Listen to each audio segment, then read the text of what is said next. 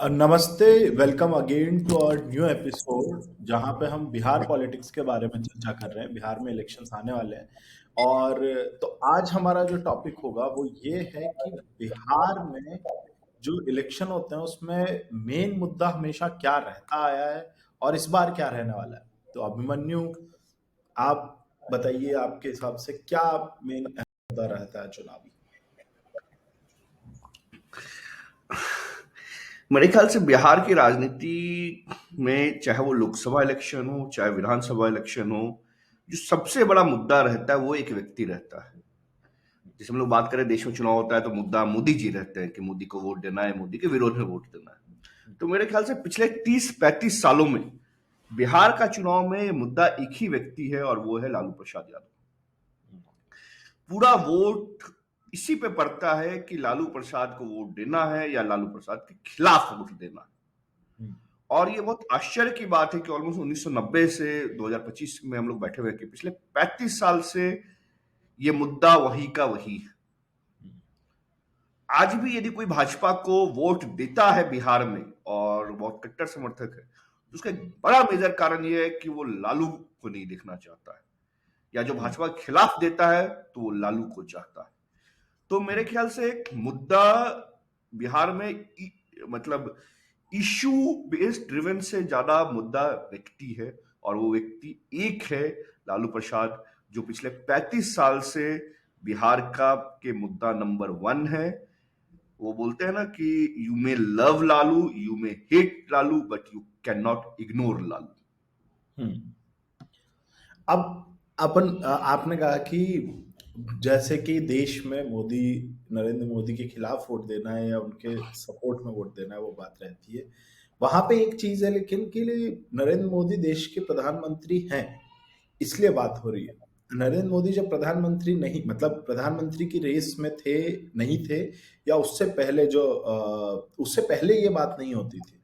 लालू यादव इतने सालों से चीफ मिनिस्टर नहीं है, तब भी आप इस चीज को कह रहे हैं कि उनके अराउंड ही पूरा इलेक्शन चलता है।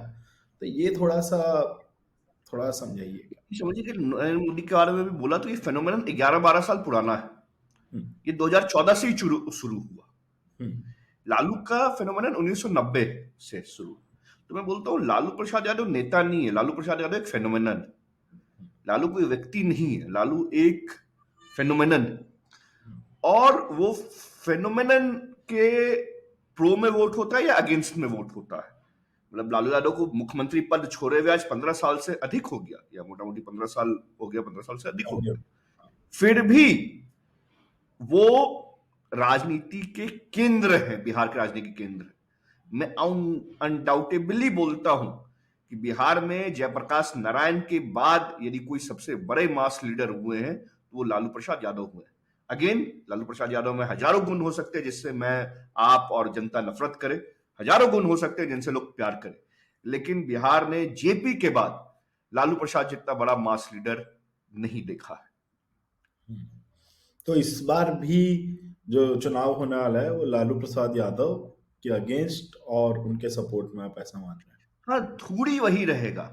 अब लोग हैं। बात करें कि तेजस्वी तेजस्वी आ गए, तेजस्वी काम करते हैं, तेजस्वी वादा करते हैं, तेजस्वी डिलीवर करते हैं। कौन है तेजस्वी? तेजस्वी की पहचान क्या है? लालू यदि यादव। लालू प्रसाद यादव के पुत्र ना हो तेजस्वी, तो तेजस्वी को 1% वोट ना मिले, 2% वोट, 1% वोट में लाले पड़ जाए। हम्म। तेजस्वी को जो वोट है वो लालू यादव की ट्रांसफर। डेफिनेटली तेजस्वी में भीड़ जुड़ती है। आज भी आप बिहार में यदि बूढ़ी महिला से, गांव के बूढ़ी महिला से पूछिएगा क्या आयल रहे, तो बोलेगा लालू का छोटका बेटा आयल रहे। हम्म। तेजस्वी नहीं जानती होंगी पर उनको पता है लालू का छोटका बेटा था। हम्म। जो पहचान है तेजस्वी की वो लालू से ड्राइव होती है। और डेफिनेटली तेजस्वी उतने बड़े मास लीडर नहीं बन पाए और ना बन पाएंगे जितने बड़े लालू यादव मास लीडर थे 1990 में। और आज मैं बात कर रहा हूं जब लालू यादव, अगेन बोलना नहीं चाहिए, खराब वर्ड है, लेकिन ऑलमोस्ट बेड रिडन है। मतलब ऐसा नहीं थोड़ी बहुत चल लेते हैं, but he is not very active, he is not very वो। मैं तब की बात कर रहा हूं। लालू यादव की पीक 1990 से लेकर प्रॉब्लली 2004-2005 तक रही होगी, जो उन्होंने एक मतलब one of the phenomenal speech जो उन्होंने दिया 30 अगस्त 2015 को बिहार के गांधी मैदान के स्वाभिमान रैली में, जहां पे 7-10 लाख की जनसंख्या थी। मैं अपने सारे जो भी व्यूअर उनसे बोलूंगा कि वो स्पीच जरूर सुने, और वो स्पीच के साथ जो ऑडियंस का जो शोर है, जो उसको अप्लाउज है, वो जरूर सुने। वो आपको बताएगा कि मतलब अगेन वो क्या बोलते हैं और वो क्राउड के साथ कैसे कनेक्ट करते हैं। तो मेरे ख्याल से ये सारे, मतलब आज की आप राजनीति की बात करें, तेजस्वी हो, भाजपा हो, नीतीश कुमार हो, ये सब चेहरे हैं, मुखौटे हैं, पर अगेन जो चुनाव इसी पे होगा कि क्या आप लालू की राजनीति, लालू के समर्थन में है, या आप लालू के उसके विरोध में। हाँ, लालू का जो एक कार्यकाल रहा उसमें बहुत सारी चीजें घटी, जंगल राज बोला जाता है, करप्शन राज बोला जाता है, जिस वजह से वो पार्टी पिछले 15 साल में सरकार में नहीं आ पाई, या मतलब 20 साल में सरकार में नहीं आ पाई। बट जो एक आप बोलेगा धुरी है, वो पिछले 35 साल से लालू प्रसाद यादव ही धुरी है। वोट उनके ही इर्द गिर्द होता है। तेजस्वी उनके बेटे हैं, तो उनका जैसे बेटा पिता का सब कुछ नहीं ले पाता है, कुछ अंश ले पाता है, तो तेजस्वी लालू यादव का कुछ अंश लेकर मैदान में होंगे। बट मुद्दा नहीं कहीं लालू यादव और उनका कार्यकाल और उनका शासन, उनका फेनोमेनन ही होगा। हम्म। तो लालू यादव इतने सालों से, 40 सालों से अगर वहाँ की राजनीति में है, 35-40 सालों से इतने एक्टिव हैं, और आप जैसा बता रहे हैं कि एकमात्र बड़े लीडर इस टाइम पीरियड में रहे, तो क्यों ऐसा हुआ कि उनके अगेंस्ट या एक और बड़ा लीडर या दो और बड़े लीडर नहीं पनप पाए? मेरे ख्याल से लीडर बहुत पनपे, हम्म। लेकिन जो अगेन जो मास कैप्चुलाइजेशन था, जैसे बिहार में मैं बोलूंगा कि यदि बिहार में आप लालू यादव को और नरेंद्र मोदी को की एक साथ रैली करा दीजिए, Lalu will beat any day.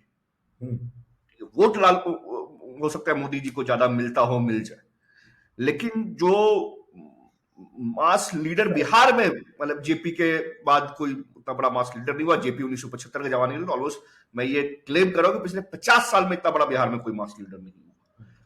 अब ये समझिए कि लालू यादव जो नेता थे, खास करके 90 में, जो 90s के दशक में, जब वो मुख्यमंत्री रहे, जब वो पीक पे थे, जब वो फेनोमेनन उनका डेवलप हुआ, तो किसी जाति के नेता नहीं थे विराट। मतलब जाति तो हमेशा राजनीति में होता ही है, पर वो दो कंपोनेंट के नेता थे। एक गरीबों के नेता थे और एक पिछड़ों के नेता थे।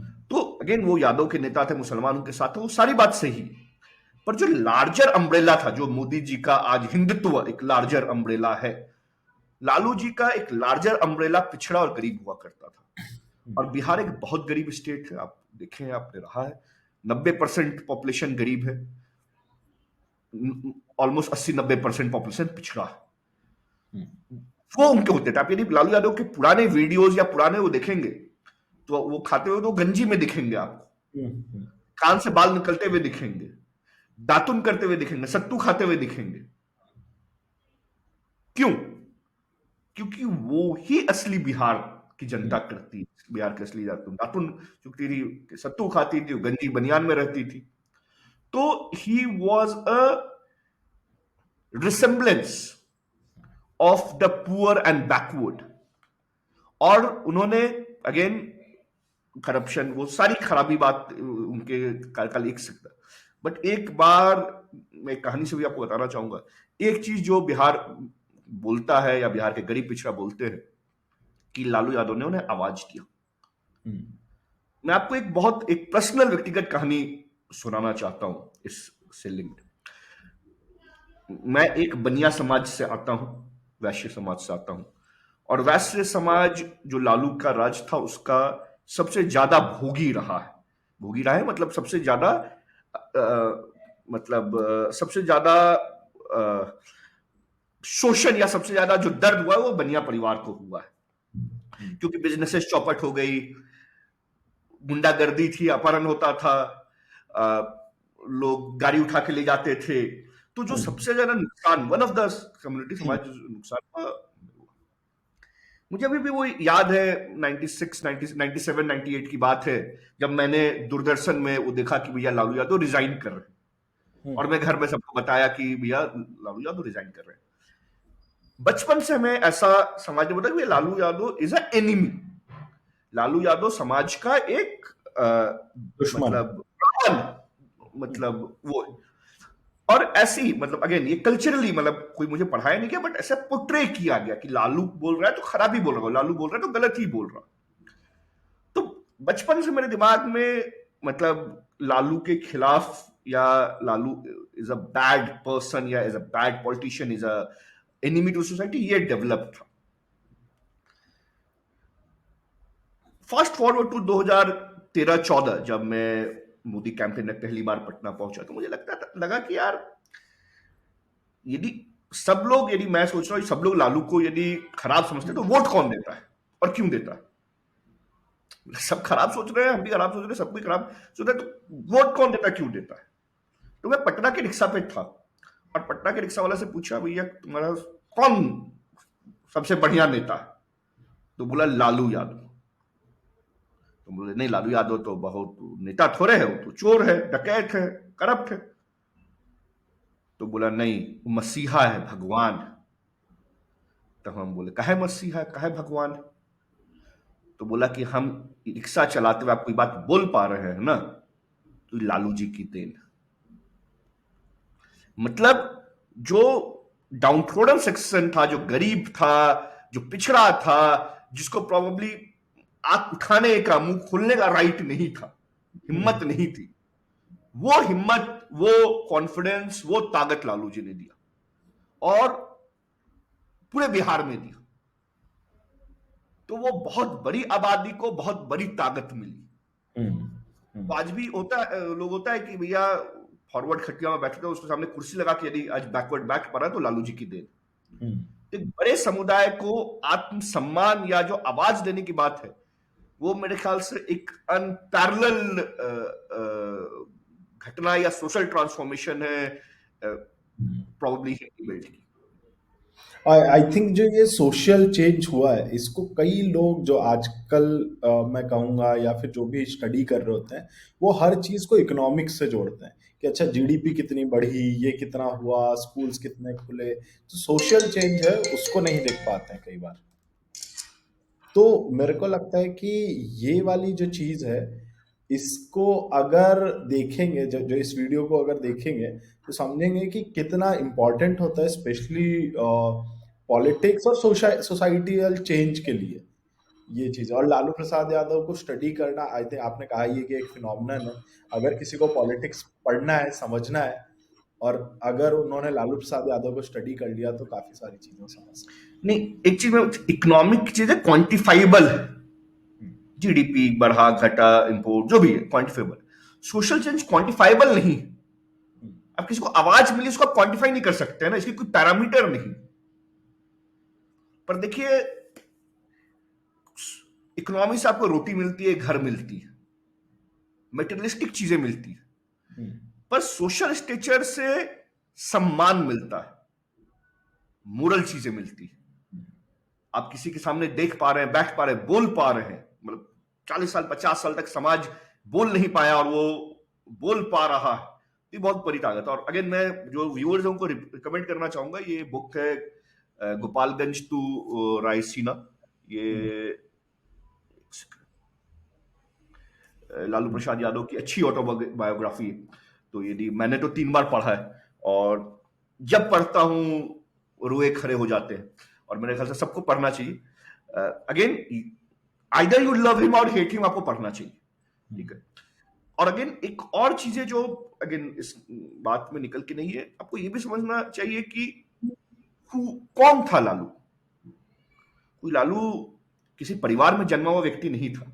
एक बिहार के दूर दराज, Gopalganj is the one of the remotest district of Bihar, वहां पे एक ग्वाला, एक यादव के घर में एक सामान्य गरीब, मतलब पुअरेस्ट ऑफ पुअर फैमिली में जन्मा हुआ व्यक्ति, जो शिखर तक जाता है, इतने शिखर तक जाता है कि अपने जेल जाने में बीवी को बना सकता है मुख्यमंत्री, और आज 35 साल 30 35 साल 40 साल तक बिहार के पॉलिटिक्स की एक धुरी को कर रहा है। तो again it's a journey from no one to everyone, कि आप बिहार के probably one of the most सबसे निचले डाउनट्रोडन व्यक्ति से लेकर आप कैसे सबसे पावरफुल व्यक्ति तक पहुंचते हैं और उसको 20 30 40 साल तक आप कैसे होल्ड करके रखते हैं, ये उसकी कहानी है। तो जैसे मोदी जी के बारे में हम लोग देश भर में बात करते हैं कि एक कॉमन मैन से लेकर वो बने, तो वो जितनी जर्नी इंस्पायरिंग है उससे कम इंस्पायरिंग ये जर्नी नहीं, क्योंकि प्रॉब्ली लालू प्रसाद की जो स्थिति थी, सोशियो इकोनॉमिक स्थिति थी, वो मोदी जी के परिवार से भी खराब की स्थिति थी, और वहां से राइज होके वहां तक पहुंचना, अगेन करप्शन के आरोप लगे, वो लगे, law is taking its course, law should and will take its course, but वो भी पार्ट एंड पार्सल है एक पॉलिटिकल पॉलिटिशियन का, वो भी समझना चाहिए, पढ़ना चाहिए। तो आई थिंक इंडिया में यदि पॉलिटिक्स समझना है तो बिना लालू फिनोमिनन को समझे आप नहीं पढ़ सकते, नहीं समझ सकते। सही। तो बिहार की राजनीति से जुड़े इसी तरह से हम और एपिसोड्स लाते रहेंगे। जिन लोगों को भी पॉलिटिक्स में इंटरेस्ट है, पॉलिटिक्स समझना चाहते हैं, तो please subscribe our channel. Thank you. Thank you.